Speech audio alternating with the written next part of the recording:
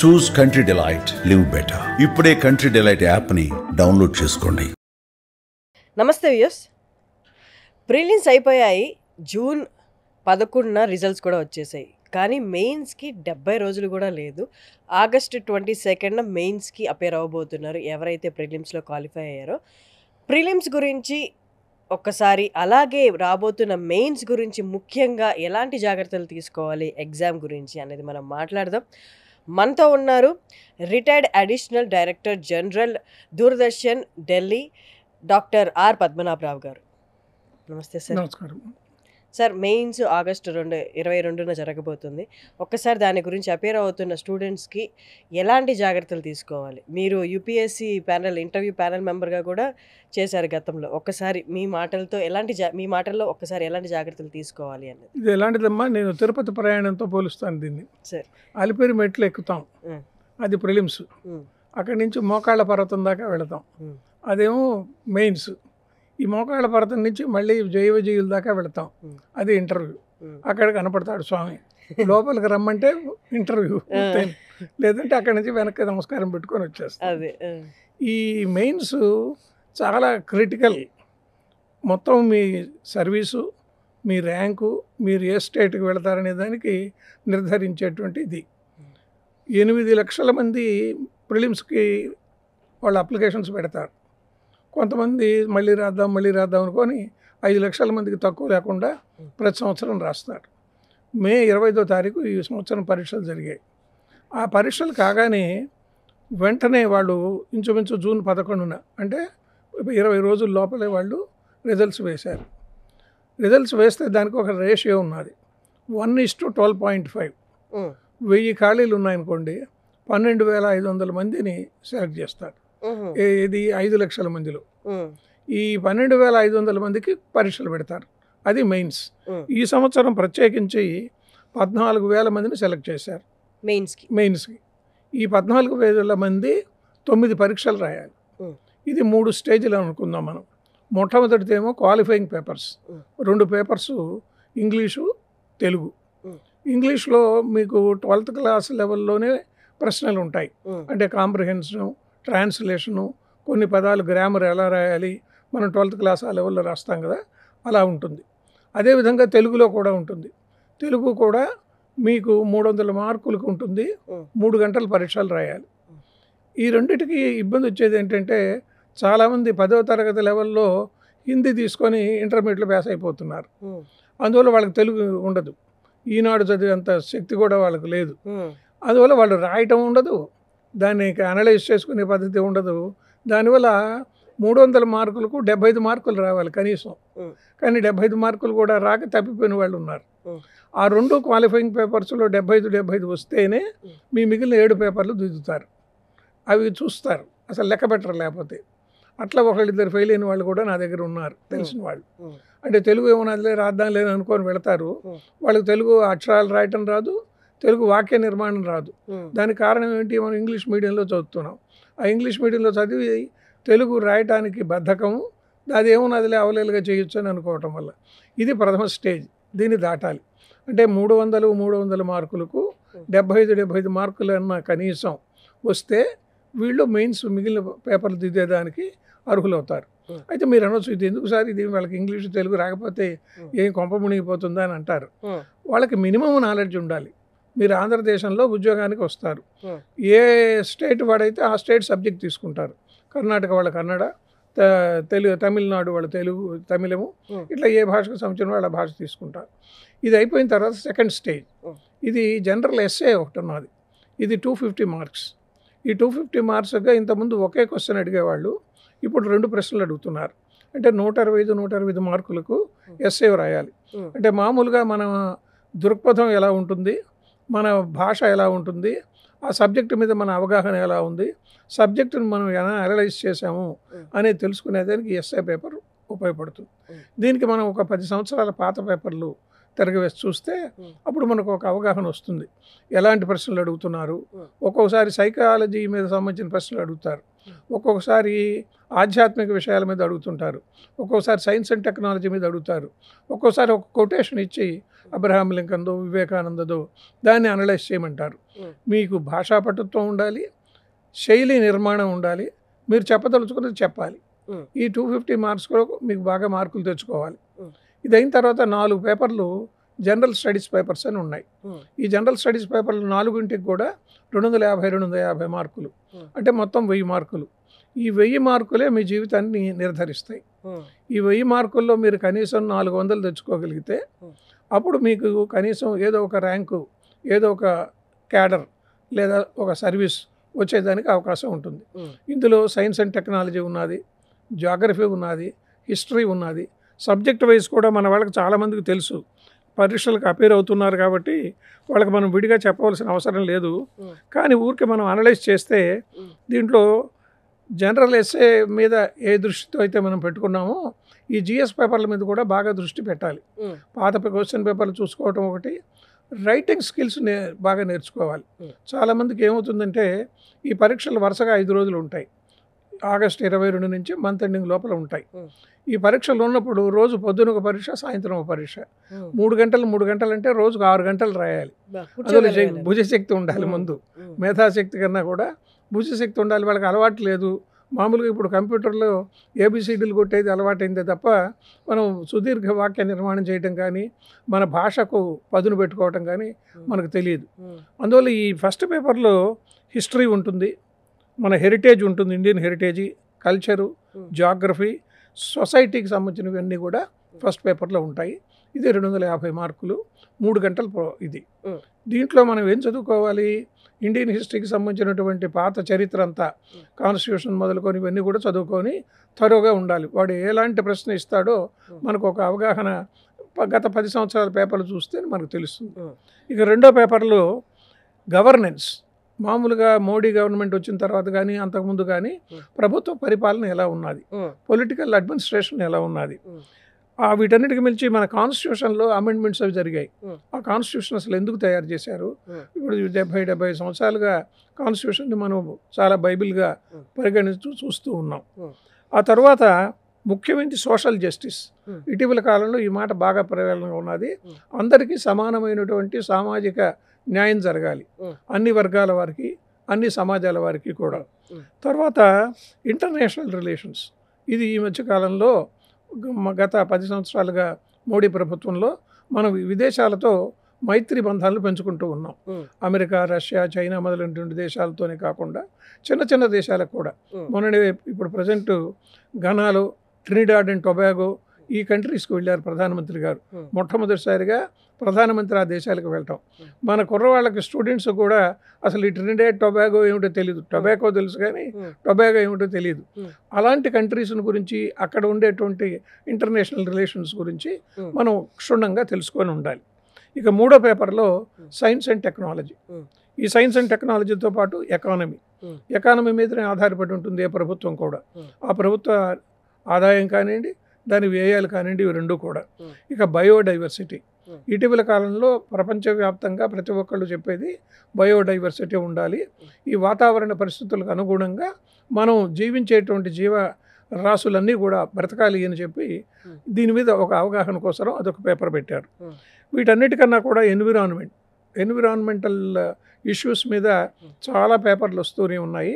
అది క్యాండిడేటు బాగా చదువుకోవాలి, ఎన్విరాన్మెంటల్ ప్రాబ్లమ్స్ ఏమున్నది. ఇక security, internal security, external security, ఇవి రెండు కూడా రావాలి. వీటన్నిటికి మించి డిజాస్టర్ మేనేజ్మెంట్, ఇటీవల కాలంలో చాలా ప్రమాదాలు జరుగుతున్నాయి. అవి ప్రకృతి వైపరీత్యాల వల్ల కావచ్చు, లేదా మ్యాన్ మేడ్ కావచ్చు, యాక్సిడెంట్స్ కావచ్చు. వీటిని ప్రభుత్వం ఏ విధంగా అధిగమిస్తూ ఉన్నది అనే దానికి ఇది ఒక పేపర్ పెట్టారు. దీంతో 3 పేపర్లు అయ్యాయి. 4వ జనరల్ స్టడీస్ పేపర్ ఏంటంటే ఎథిక్స్, ఇంటిగ్రిటీ అండ్ యాప్టిట్యూడ్. ఇది ఇటీవల కాలంలో 2013లో ప్రవేశపెట్టారు. అంతకుముందు ఉండేది కాదు. ఇది ఎందుకు అంటే, నువ్వు రేపు పరిపాలన చేయబోతున్నావు ఒక అధికారిగా, జిల్లా కలెక్టర్గా. నీ ఎథికల్ వాల్యూస్ ఏమిటి, నీ ఇంటిగ్రిటీ ఏమిటి, నీ యాప్టిట్యూడ్ ఏమిటి, ఈ 3 ప్రధానంగా కావాలి. Ethics, integrity, aptitude. నా చేత మన తెలుగు అకాడమీ వాళ్ళు ఒక బుక్ రాయించారు ఇంగ్లీష్లో, ఎథిక్స్, ఇంటిగ్రిటీ అండ్ యాప్టిట్యూడ్ 2014లో రాశారు. అది దాదాపు 5,000 కాపీల దాకా ఇప్పటి వరకు వెళ్ళింది. అది బాగా ఉపయోగంగా సిలబస్ ఆధారంగా ఉన్నది. వీటన్నిటికీ ముఖ్యంగా మనం గుర్తించాల్సింది ఏంటంటే ముందు ఒకసారి సిలబస్ చూసుకోవాలి. సిలబస్లో ఏమి అడిగారు, ఏమి అడగబోతున్నారు, ఎలాంటి ప్రశ్నలు వస్తున్నాయి. కేవలం సిలబస్లో చూసుకుంటే చాలదు. అక్బర్ అని మనం చదువుకొని మామూలుగా పాత రోజుల్లో 12th క్లాస్ దాకానో డిగ్రీలోనో చదువుకొని ఉంటాం. ఇది అట్లా కాదు. అక్బర్ పరిపాలనను ఈనాటి పరిపాలనతో పోల్చుకుంటే అక్బర్ చెట్లు నాటించాడు, ఇప్పుడు వన సంరక్షణ జరుగుతున్నది. ఇలా ఒక కొయిలేషన్, ఒక కాంబినేషన్, ఇవి రెండింటికి మధ్య మనకు తెలుసుకొని ఉంటాం ముఖ్యం. ఇప్పుడు ఏమైందమ్మా, 4 పేపర్లు, జిఎస్ పేపర్లు 1000 మార్కులు, ఒక ఎస్ఐ పేపర్ 250 అయిపోయినాయి. ఇకపోతే ఇంకొక 500 మార్కులు ఉన్నాయి. అదేంటంటే మీకు ఇష్టమైనటువంటి సబ్జెక్టును మీరు ఆప్షనల్గా తీసుకుంటారు. ఇది ఎట్లాంటిదంటే మీరు మీ భార్యనో భర్తనో ఎంచుకోవడం లాంటిది. మ్యారేజ్లో ఒకసారి ఎంచుకున్న తర్వాత తప్పదు, భార్య కానీ భర్త కానీ మనం దానికోసం అట్లే ఉండాలి. ఈ ఆప్షన్లు కూడా చాలామంది ఒక తొందరపాటు వల్లనో లేదా మిత్రుల సలహా వల్లనో దేనివల్ల ఏదో ఒకటి తీసుకుంటారు. ఉదాహరణ, కొంతమంది జాగ్రఫీ తీసుకుంటారు, కొంతమంది హిస్టరీ తీసుకుంటారు, కొంతమంది పబ్లిక్ అడ్మినిస్ట్రేషన్ తీసుకుంటారు. ఇటీవల కాలంలో ఆంథ్రోపాలజీ తీసుకోవటం మొదలుపెట్టారు. ఇది దేనికి అని చెప్పి అనలైజ్ చేస్తే దానికి ఉండే సిలబస్ చాలా తక్కువ. వచ్చే ప్రశ్నలకు రాసినటువంటి సమాధానాలకు మార్కులు బాగా పడుతున్నాయి. గత కొద్ది కాలంగా ఈ మార్కుల యొక్క అన్వేషణ మనం అనలైజ్ చేసి చూస్తే ఎక్కువ మార్కులు ఆంథ్రోపాలజీలో వస్తున్నాయని చాలామంది తీసుకుంటున్నారు. ఇలా దాదాపు ఒక 40 సబ్జెక్టులు ఉన్నాయి. వెటర్నరీ సైన్సు, మన వెటర్నరీ డాక్టర్లు కానీ, ఎంబీబీఎస్ డాక్టర్లకు సంబంధించినవి, ఈ సబ్జెక్టులు ఏవైనా తీసుకోవచ్చు. ఇంజనీరింగ్లో ఒక కంప్యూటర్ ఇంజనీరింగ్ తప్ప మిగిలిన మెకానికల్ ఇంజనీరింగు మొదలైనటువంటి సబ్జెక్టులు కూడా ఉన్నాయి. వీటన్నిటికి తోడు చాలామంది మన ఉభయ తెలుగు రాష్ట్రాల్లో తెలుగు తీసుకుంటున్నారు. మొన్నటిదాకా తెలుగు కూడా ఇంపార్టెన్స్ తీసుకున్నారు. 2017లో మన దగ్గరే మెంటార్గా నేను చెప్పాను, రోణంకి గోపాలకృష్ణ. ఆయన ఆల్ ఇండియాలో 3rd ర్యాంక్ వచ్చింది. ఆయన తెలుగు ఆప్షనల్ తీసుకున్నాడు, తెలుగులో రాశాడు. ఇది కూడా ఒక సౌకర్యం ఉంది. మన జనరల్ స్టడీస్ పేపర్లు 4 కూడా మీరు మీ ఇష్టం వచ్చిన లాంగ్వేజ్లో రాయొచ్చు. ఇంగ్లీష్లో రాయొచ్చు, హిందీలో రాయొచ్చు, తెలుగులో కూడా రాయొచ్చు. తెలుగులో మీకు ప్రధానంగా ఎక్కడ వస్తుందంటే ఇబ్బంది, టెక్నికల్ సబ్జెక్ట్స్, టెక్నికల్ వర్డ్స్ ఉన్నాయి కదా, వాటిని రాసేటప్పుడు మీకు ఇబ్బంది వస్తుంది. ఇంటిగ్రేషన్ అని ఉన్నది, దీనికి సమగ్రత, సమైక్యత, జాతీయ సమైక్యత ఇవన్నీ తెలుగులో మనకు రావు. అట్లాంటప్పుడు ఇంగ్లీష్లో రాసి దాని పక్కన మనకు తోచిన సరైనటువంటి అనువాదం కూడా పెట్టాలి. ఈ ఆప్షనల్ తీసుకోవటంలో 500 మార్కులు మీకు డిసైడింగ్ ఫ్యాక్టర్. అవి 1000 మార్కులు, ఇవి ఒక 500 మార్కులు. అంటే 2:1 రేషియోలో మనం 500 మార్కుల్లో కానీ దాదాపు 200-250 మార్కులు తెచ్చుకోగలిగితే మీకు ర్యాంక్ వచ్చే పరిస్థితి వస్తుంది. కాబట్టి ఇప్పుడు మీకు 7 పేపర్లు 7 × 250 1750 మార్కులు. ఈ 1750 మార్కులకు ఒక ర్యాంక్ రావాలంటే ఏమిటంటే దానికి ఒక విశ్లేషణ ఉన్నది. ఇటీవల కాలంలో మామూలుగా మార్కుల అనాలిసిస్ కానీ మనం చూస్తే గత సంవత్సరం ఫర్ ఎగ్జాంపుల్ 2024లో ప్రిలిమ్స్లో 200 మార్కులకు 88 మార్కులు వచ్చినా కూడా జనరల్ స్టడీస్ అంటే జనరల్ క్యాండిడేట్స్ ఉన్నారు కదా, అంటే 200కి 88 చూసేదానికి చాలా తక్కువ అనిపిస్తుంది. ఇదేంటి కనీసం 100 రాకుండా 88కి కూడా వాడు సెలెక్ట్ అయ్యాడంటే ఇది మనం అటెంప్ట్ చేయొచ్చు అని. కానీ ఆ ప్రశ్నలు ఎలా ఉంటాయంటే 2 గంటల సమయంలో 100 ప్రశ్నలు రాయాలి. ఆ 100 ప్రశ్నలు కూడా సూటిగా ఉండవు. అక్బర్ ఏం చేశాడను, ఛత్రపతి శివాజీ ఏం చేశాడను ఉండదు. ఏదో ఒక ఉదాహరణ ఇచ్చి ఆ ఉదాహరణని మళ్ళీ 2-3 ఏబిసిలు ఇచ్చి ఏబిసిడీలు గుర్తుపెట్టాలి. ఇది మామూలుగా ఈ మనం కొత్తగా వచ్చినటువంటి సిస్టమ్ కాదు, మొదటి నుంచి జరుగుతూనే ఉన్నది. 88 మార్కులు వస్తే జనరల్ క్యాండిడేట్స్కి ర్యాంక్ వచ్చింది మొన్న. అదే ఎకనామికల్లీ వీకర్ సెక్షన్స్ వాళ్ళకి 86 మార్కులు, ఓబీసీలకు 87 మార్కులు, షెడ్యూల్డ్ కాస్ట్ 79, షెడ్యూల్డ్ ట్రైబ్స్ 74. ఇది ప్రిలిమ్స్ మార్కులు. అది కాకుండా మెయిన్స్లో మనం ఇప్పుడు అనుకుంటున్నాం కదా 1750. ఈ 1750కి 700కు తక్కువ వచ్చినా కూడా మొన్న సెలెక్ట్ అవుతున్నారు. 696 మొన్న కట్ ఆఫ్ మార్క్. అంటే ఏమని అర్థమవుతున్నది, మీరు రాసేటటువంటిది ఒక సమగ్రమైనటువంటి ప్రణాళికగా మీరు చదువుకొని దాన్ని మీరు ఆ అన్వేషణ పద్ధతిలో అంటే ఇదిగో దీనికి మనం రాస్తున్నాం, ఈ సమాధానం ఆ చూసేటువంటి ఎగ్జామినర్కి నచ్చాలి. అది ముఖ్యమైనటువంటిది. అంటే అందరూ సమానంగానే రాస్తారు. మీ దృక్పథం ఎలా ఉంది, మీరు చేసినటువంటి అనాలిసిస్ ఎలా ఉంది అనే దాని మీద ఆధారపడి ఉంటుంది. ఇక ఇంటర్వ్యూకి ఉన్నది. ఈ ఇంటర్వ్యూకి 275 మార్కులు, అంటే 1750 ప్లస్ 275 ఈజ్ ఈక్వల్ టు 20-25. ఇప్పుడు మనం 20-25లో ఉన్నాం. ఈ 20-25లో ఎన్ని మార్కులు వచ్చాయో దాని మీద ఆ క్యాండిడేట్ యొక్క అదృష్టం ఆధారపడి ఉంటుంది. ఈ మెయిన్స్ ఇవన్నీ మనం అనుకున్నాం, ఇది పరీక్షలు సరే. మీ మెయిన్ ప్రశ్న ఏమిటంటే మీరు అడిగింది దీనికి ఏం చదవాలి, ఎలా చదవాలి. ఇది చాలా ముఖ్యమైనటువంటి అంశం. ఎలా చదవాలి అంటే ముందు సిలబస్ జాగ్రత్తగా చూసుకోవాలి.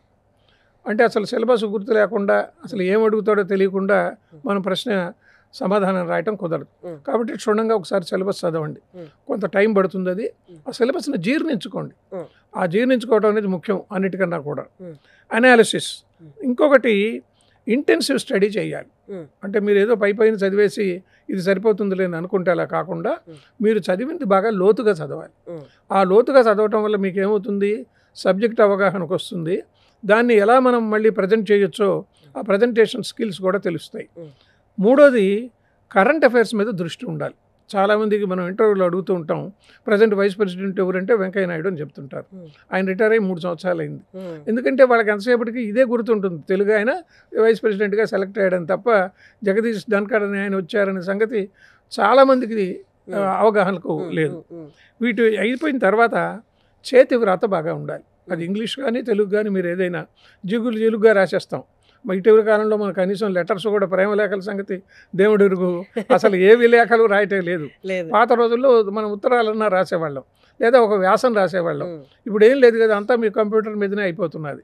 కాబట్టి మీకు చేతి వ్రాత రాయాలి, బాగా క్షుణ్ణంగా తెలిసేటట్టుగా ఉండాలి. రెండోది సమయానుకూలంగా మీకు 3 గంటల లోపల ఈ ప్రశ్నలన్నిటికీ రాయాలి. దాదాపు 10-15 ప్రశ్నలు ఉంటాయి. 15 ప్రశ్నలకు మీరు సమాధానం రాయాలి కదా. ఈ 3 గంటల టైం సరిపోవాలి. అందువల్ల స్పీడ్గా రాయటం, రాసిన అక్షరాలు నీట్గా ఉండటం, ఇది చాలా ముఖ్యం. చాలామంది పాత రోజుల్లో ఆన్సర్ షీట్కు తోడుగా అడిషనల్ షీట్స్ పెడుతుండేవాళ్ళు. మామూలు మెయిన్ షీట్స్ 10 అయితే వీడు 10 పేజీలో 20 పేజీలు యాడ్ చేసేవాడు. ఆ పేజీ మొత్తానికి 5 లైన్లు రాసేవాడు. అట్లా కాకుండా వీళ్ళు నీట్గా పెట్టారు. ఆ క్వశ్చన్ పేపర్ ఆన్సర్ పేపర్లో కూడా దానికి పక్కన నువ్వు ఏదైనా డ్రాయింగ్స్ వేయచ్చు, లేదా స్టాటిస్టిక్స్ ఇవ్వచ్చు. నీట్గా ప్రజెంటేషన్కి వీలుగా ఉండేటట్టుగా ఆ ఆన్సర్ షీట్లు కూడా తయారు చేశారు. తర్వాత రివిజన్ అనేది చాలా ముఖ్యం. మీరు రాసినటువంటి ప్రశ్నలకు సమాధానాలను ఒకసారి చూసుకొని వాటిని మళ్ళీ మనం ఏదైనా దిద్దుకునేదానికి టైం ఒక 10-15 నిమిషాలు పెట్టుకుంటే మీకు ఇచ్చిన 3 గంటల్లో ఈ 10 ప్రశ్నలకు సమాధానాలు రాయడానికి మామూలుగా 2 సెక్షన్స్ ఉంటాయి, ఏ సెక్షను బి సెక్షన్ అని. వాటి రెంటికి కూడా సమాధానాలు రాయాలి. ఇదంతా కూడా మనం ఊహిస్తే ఏమవుతుంది అంటే ఒక 70 రోజుల లోపల మనం ఇదంతా కూడా అంతకుముందు ప్రిలిమ్స్ పరీక్షల కోసం చాలా ప్రయత్నాలు చేసి ఉంటారు, దానికోసం కాన్సన్ట్రేషన్ చేసి ఉంటారు. ఈ మెయిన్స్ మీదకి వచ్చేటప్పటికి ఆప్షనల్ సబ్జెక్ట్స్లో సిలబస్ చాలా పెద్దది ఉంటుంది. ఏదైనా కూడా అది జాగ్రఫీ కావచ్చు, హిస్టరీ కావచ్చు, ఇంకోటి కావచ్చు. ప్రతి సంవత్సరం కూడా క్వశ్చనింగ్ ప్యాటర్న్ కూడా మారుతున్నది. అందువల్ల మీరు అన్ని క్షుణ్ణంగా తెలుసుకొని ఉంటే తప్ప దాన్ని మళ్ళీ ఇప్పుడు ప్రజెంట్ సిచ్యువేషన్కి సమన్వయం చేయాలి. ఆ అప్లికేషన్ ఉన్నది, ఆ అప్లికేషన్ కూడా మీకు తెలిసి ఉంటే తప్ప మీరు ఆ మార్గంలో వెళ్ళలేరు. సార్, యూపీఎస్సీ పరీక్షలకి అటెండ్ అయ్యి ప్రిలిమ్స్ క్రాస్ చేసి మెయిన్స్ క్రాస్ చేసి ఇంటర్వ్యూ స్టేజ్కి వచ్చిన వాళ్ళని ఎలా డిసైడ్ చేస్తారు ఐఏఎస్ అవ్వాలని, ఐపీఎస్ అవ్వాలని? వాళ్ళ ఒక్కసారి ఆ ప్రాసెస్ గురించి మనం మాట్లాడదాం. ఇప్పుడు ఇది 3 స్టేజెస్ అనుకున్నాం కదమ్మా, ప్రిలిమ్స్, మెయిన్స్, ఇంటర్వ్యూ. ఇంటర్వ్యూకి కూడా మార్కులు సమాన మార్కులు ఉన్నాయి, 275 మార్కులు. 1750 మార్కులు ఏమో రిటర్న్ ఎగ్జామినేషను. ఆ రిటర్న్ ఎగ్జామినేషన్లో కానీ మనం బాగా మార్కులు తెచ్చుకోగలిగితే, ఇందాక అనుకున్నాం కదా 850 నుంచి 900 లోపల కానీ మనం తెచ్చుకోగలిగితే, ఇంటర్వ్యూలో ఒకవేళ 275కి 100 నుంచి 150 లోపల వచ్చినా కూడా మనకు ఒక ర్యాంక్ వచ్చేదానికి వీలుగా ఉంటుంది. ఈ ర్యాంక్ కూడా మననే అనుకున్నాం మనం. ఎలా ఉంటుంది అంటే ఇది మొన్న 2024లో 2025 మార్కులుగా 947 మార్కులు వచ్చిన వాడు ఆ కట్ ఆఫ్లోకి వచ్చాడు. అంటే 1000 మార్కులు కానీ వస్తే 2000లో 50% అనుకుందాం, వాళ్ళకి కంపల్సరీగా ఐఏఎస్ వస్తుంది. ఇది ఇందులో 23 సర్వీసులు ఉన్నాయి. ఈ 23 సర్వీసుల్లో మనం ఎంపిక చేసుకుంటాం. మన అప్లికేషన్ పెట్టేటప్పుడే డీటెయిల్డ్ అప్లికేషన్ ఫార్మాట్ అంటారు. ఆ అప్లికేషన్ ఫార్మాట్లో మనకి ఏ సర్వీసులు ఉన్నాయి, మొత్తం 23 సర్వీసులు. ఆ 23 సర్వీసుల్లో ఐఏఎస్, ఐపీఎస్, ఐఎఫ్ఎస్ ఇవి అందరికీ తెలుసు. Indian foreign service, Indian forest service వేరే ఉన్నది, దానికి సపరేట్ ఎగ్జామినేషన్ పెడతారు. ముందు ప్రిలిమ్స్కు మాత్రం ఇద్దరికి కంబైన్డ్, వాళ్ళు రాస్తారు వీళ్ళు రాస్తారు.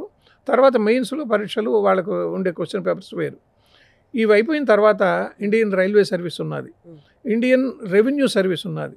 ఇండియన్ రెవెన్యూ సర్వీస్లో మళ్ళీ 2 ఉన్నాయి, ఇన్కమ్ ట్యాక్స్ ఒకటి, ఎక్సైజ్ ఒకటి, central excise. Indian postal service ఉన్నది, కస్టమ్స్ అండ్ ఎక్సైజ్ అని చెప్పి మనం అనుకున్నాం కదా. ఇలా 23 సర్వీసులు ఉన్నాయి. చివరి service Indian information service. Indian లా సర్వీస్ కూడా ఉన్నది, కార్పొరేట్ లా సర్వీస్ అని. ఈ సర్వీసులకి ఎట్లా ఎంపిక చేస్తారంటే, మెయిన్స్ మనం అనుకున్నాం ఇందాక 14,000 మందిని మెయిన్స్ పరీక్షకు 1:12.5 రేషియోలో సెలెక్ట్ చేశారు 5 లక్షల మందిలో నుంచి. ఈ 14,000 మంది రాసినటువంటి పరీక్షలు 9 పేపర్లు అనుకున్నాం కదా, అందులో 7 పేపర్లే క్వాలిఫైయింగ్ పేపర్లు 2 పోతే 7 పేపర్లే మార్కులు ర్యాంకుకు సంబంధించినవి. ఈ 7 పేపర్లలో బాగా రాసినటువంటి వాళ్ళు మళ్ళీ రాసేటువంటి పరీక్ష ఇంటర్వ్యూ ఉన్నది కదా, దానికి 1:2.5లో సెలెక్ట్ చేస్తారు. 1000 ఖాళీలకు 2,500 మంది, 1:2.5. ఈ 2,500 మందిలో 1000 మంది సెలెక్ట్ అవుతారు. మిగిలిన 1,500 మంది మళ్ళీ ప్రిలిమ్స్ రాయాలి, మళ్ళీ మెయిన్స్ రాయటం కాదు. అది మన మామూలుగా పాము దీంట్లో ల్యాడర్ దాంట్లో ఉంటుంది కదా, స్నేక్ అండ్ ల్యాడర్, అట్లా మళ్ళీ పైకి వెళ్ళిన వాడు మళ్ళీ కిందికి వస్తాడు, మళ్ళీ ప్రిలిమ్స్ రాయాలి. ఆ ప్రిలిమ్స్ రాసి మళ్ళీ మెయిన్స్ రాయాలి, మళ్ళీ ఇంటర్వ్యూ పోవాలి. ఇది పెద్ద తతంగం. ఇది ఇంకొకటి ఏమిటి, 6 అటెంప్ట్లే ఉన్నాయి నీ జీవితం మొత్తంలో. 21 సంవత్సరాల నుంచి 32 సంవత్సరాల లోపల 6 అటెంప్ట్లు మాత్రమే నువ్వు చేయొచ్చు. 6 తర్వాత 32 దాటిన చేసేదానికి లేదు, 6వ సర్వీస్ అయిపోయిన తర్వాత చేసేదానికి లేదు. ఈ 1:2.5లో 1000 మందిని సెలెక్ట్ చేసుకున్నారు కదా, ఈ 1000 మందిలో ఫస్ట్ 200 వాళ్ళకి ఐఏఎస్ వచ్చేదానికి అవకాశం ఉంది. మిగిలిన వాళ్ళకి మిగిలిన సర్వీసులు, అంటే చివర ఉన్నాడు అనుకోండి 950 వాళ్ళు, వాళ్ళకి మామూలు చిన్న చిన్న సర్వీసులు ఉన్నాయి కదా వాళ్ళకి, అవన్నీ కూడా క్లాస్ 1 పోస్టులే. వాటిని అందుకని ఏం చెప్పారంటే, ఒకటేమో క్యాడర్ పోస్టులు, మిగిలినేమో ఆల్ ఇండియా సర్వీసెస్ ఏఐఎస్. ఇవి ఐఏఎస్, అది ఏఐఎస్. ఆ ఏఐఎస్ వాళ్ళు మొత్తం ఆల్ ఇండియాలో ఎక్కడైనా ట్రాన్స్ఫర్లకు పోతారు. ఈ క్యాడర్ వాళ్ళు మాత్రం ఐఏఎస్ వాళ్ళు ఉన్నారు కదా, మీకు వచ్చిన ర్యాంకును బట్టి మీరు అడిగిన స్టేట్ ఇస్తారు. మీరు ఆంధ్ర వాళ్ళైతే ఆంధ్ర, తెలంగాణ వాళ్ళైతే తెలంగాణ, కర్ణాటక వాళ్ళైతే కర్ణాటక ఇస్తారు. అట్లా కాకుండా మీకు తక్కువ ర్యాంక్ వచ్చి ఐఏఎస్ వచ్చింది అనుకోండి, వాళ్ళని కర్ణాటక, ఇటువైపు తమిళనాడు, కేరళ, ఒరిస్సా, ఇంకా తక్కువ వస్తే త్రిపుర, అట్లా వేసేదానికి అవకాశం. వాళ్ళు మొత్తం 35 సంవత్సరాల సర్వీస్ అక్కడే ఉంటుంది. వాళ్ళు మళ్ళీ తిరిగి ఆంధ్రాకి వచ్చి పెళ్ళిళ్ళకి రావాల్సిందే తప్ప ఇంకా వాళ్ళ ఉద్యోగరీత్యా వచ్చేదానికి అవకాశం ఉండదు. అందువల్ల ఇది ఎంత క్లిష్టం అంటే 8 లక్షలు, 5 లక్షలు, 14,000, 2,500, ఆ 100లో మళ్ళీ చివర మన కంట్రీ, మన రాష్ట్రం రావాలి అంటే అంత ఎక్కువ ర్యాంక్ వస్తే తప్ప మీకు మీ స్టేట్ రాదు. అందుకని ఐఏఎస్ అందుకో వాడేం కలెక్టర్ లాగా ఉన్నాడా అని మనం పల్లెటూరులో అంటూ ఉంటారు. వాళ్ళకు ఉండేటువంటి పవర్సు, వాళ్ళకు ఉండేటువంటి వాళ్ళదేమిటి, ముందు చేరటం అసిస్టెంట్ కలెక్టర్గా చేరతాడు, సబ్ కలెక్టరు, జాయింట్ కలెక్టరు, మళ్ళీ సెక్రటేరియట్కి వెళ్ళి డైరెక్టర్ అవుతాడు, joint secretary, additional secretary, chief secretary, అది హైయెస్ట్ మొత్తం సర్వీసులో 35 సంవత్సరాల సర్వీసులో చీఫ్ సెక్రటరీ అవుతాడు. అదే సెంట్రల్ డెప్యుటేషన్ మీద వెళ్తారు ఒక 5 సంవత్సరాలు, సెంటర్కి వెళితే అది క్యాబినెట్ సెక్రటరీ అంటారు. ఇక్కడ మనకు రాష్ట్రంలో చీఫ్ మినిస్టరు పొలిటికల్ లీడర్ అయితే, సెక్రటేరియట్లో ఉండేటువంటి వాళ్ళల్లో head of the department chief secretary, అక్కడ ప్రైమ్ మినిస్టరు క్యాబినెట్ సెక్రటరీ. మన తెలుగు వాళ్ళల్లో మొన్నటిదాకా కూడా 1-2 మంది తప్ప ఎక్కువ మంది కాలేకపోయారు క్యాబినెట్ ర్యాంక్. ఎందుకంటే సీనియారిటీ ఉండాలి, మీరు 60 సంవత్సరాలు దాటితే రిటైర్ అయిపోతారు కదా. అందువల్ల ఈ పరిణామాలన్నిటినీ మనం గమనిస్తే మనకేమర్థం అవుతుందంటే, కష్టపడి చదవాలి ఒకటి, అనలిటికల్ యాటిట్యూడ్ ఉండాలి ఒకటి, మన అదృష్టం కూడా కలిసి రావాలి. లక్ కూడా చాలా వరకు ఇంటర్వ్యూ దాకా వెళ్ళటం పాపం చాలామంది వెళ్ళిపోతుంటారు. ఇటీవలే ఒక 10-15 రోజుల క్రితం మన పేపర్లో కూడా చూసాం, ఈ మిగిలిన 1,500 మంది పాపం దురదృష్టవంతులు అంటే యూపీఎస్సీ ఒక నిర్ణయం తీసుకున్నది. వాళ్ళు కూడా సమాన స్థాయిలో వచ్చారు కదా, మీరు నేను ఇద్దరం వెళ్ళాం, మీరు సెలెక్ట్ అయ్యారు, నేను కాలేదు, నేను మరి మొత్తం మళ్ళీ ప్రిలిమ్స్ రాయాలంటే ఏమిటని వీళ్ళు ఈ మొత్తం మార్కుల్ని పబ్లిక్ సెక్టార్ అండర్టేకింగ్స్కి నోటిఫై చేస్తారు. ఈ 1,500 మందిని వాళ్ళు ఏదో ఒక ఇంటర్వ్యూలు పెట్టి మళ్ళీ వాళ్ళ దాంట్లో ఉద్యోగం ఇస్తారు, ఏదో ఒక సర్వీస్, మంచి ఉద్యోగాలు వస్తాయి వాళ్ళకు కూడా. తీసుకోవాలనుకుంటే అటు వెళ్ళొచ్చు. వాళ్ళు అటు కూడా వెళ్ళొచ్చు. లేదు మీరు మళ్ళీ ప్రిలిమ్స్ రాసి మళ్ళీ ఐఏఎస్ కూడా వెళ్ళొచ్చు. ఇంకోటి ఏంటంటే మీకు 23 సర్వీసుల్లో ఒకవేళ 22వ సర్వీసో 23వ సర్వీస్ వచ్చింది అనుకుందాం, మీరు మళ్ళీ పరీక్ష రాసి మళ్ళీ ఐఏఎస్ తెచ్చుకోవచ్చు. మళ్ళీ ప్రిలిమ్స్ నుంచి రాయాలి. మళ్ళీ ప్రిలిమ్స్ నుంచి అట్లా తెచ్చుకున్న వాళ్ళు కూడా చాలామంది ఉన్నారు. ఐఏఎస్ తర్వాత నెక్స్ట్ ఐపీఎస్ ట్రైనింగ్ మనకి ఇక్కడే ఉన్నది, సర్దార్ వల్లభాయ్ పటేల్ అకాడమీలో ఐపీఎస్ చేస్తారు. ఐపీఎస్ చేస్తూ రాసి ఐఏఎస్ తెచ్చుకున్న వాళ్ళు ఉన్నారు. అంటే వీళ్ళిద్దరూ సమానం అయినా కూడా ఐఏఎస్ ఆఫీసర్కి ఉండేటువంటి అధికారాలు ఎక్కువ ఒక జిల్లాలో అడ్మినిస్ట్రేటివ్. అందుకని చాలామంది ఐఏఎస్ ప్రిఫర్ చేస్తారు. ఇటీవల కాలంలో కట్న కానుకల విషయంలో కూడా ఐఏఎస్ బాగుంటుంది లేదు, దాని వైపు వెళుతున్నారు. దాన్ని బట్టి తూకం ఉంటుంది అనమాట. అది ఆ విధంగా ఉంటుందమ్మా. కట్నం అనకూడదేమో కదా సార్, ఇప్పుడు మన వాళ్ళు ఐఏఎస్ తెచ్చుకున్నారు కాబట్టి గిఫ్ట్ అనాలి. గిఫ్ట్ ఆ సర్వీసెస్ లో వాళ్ళు కట్నాలు తీసుకోకూడదు. అవును. Thank you sir, thank you so much. Thank you.